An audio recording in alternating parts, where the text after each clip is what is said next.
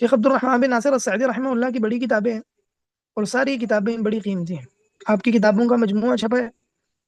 غالباً 25 جلدیں ہیں اس کی۔ اگر کسی کے پاس وسعت اور گنجائش موجود ہو تو اس کو یہ مجموعہ خرید لینا چاہیے، بڑا قیمتی مجموعہ ہے۔ شیخ عبد الرحمن بن ناصر السعدی رحمہ اللہ ان علماء میں سے ہیں جن سے خود میں ذاتی طور پہ بڑا متاثر ہوں، اور میں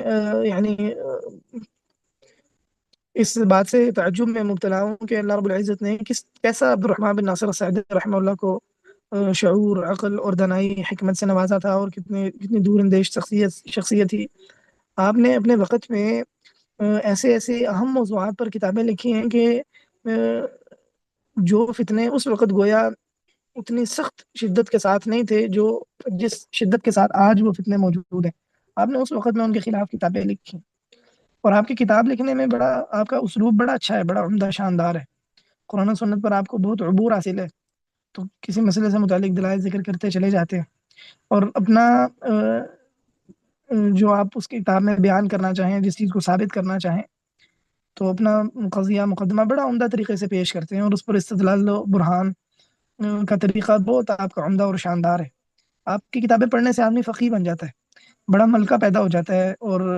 انسان علم کی چاشنی محسوس کرتا ہے آپ کی کتابوں میں۔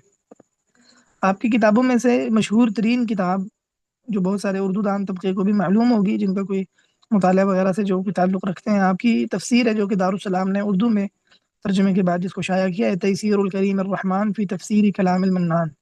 شیخ سعدی کو قرآن پاک کی تفسیر میں بڑا ملکہ حاصل تھا، تفسیر کا مطالعہ بھی بہت زیادہ تھا آپ کا۔ آپ نے باقاعدہ طور پر اس کتاب کو تالیف نہیں کیا، بس جہاں کوئی بات ذہن میں آئی لکھتے رہے، تو یہ شاندار تفسیر بس اس طرح نکات کی شکل میں معرض وجود میں آ گئی، بہت شاندار، بہت اچھی تفسیر۔ اس کے علاوہ آپ کی دیگر کئی کتابیں ہیں،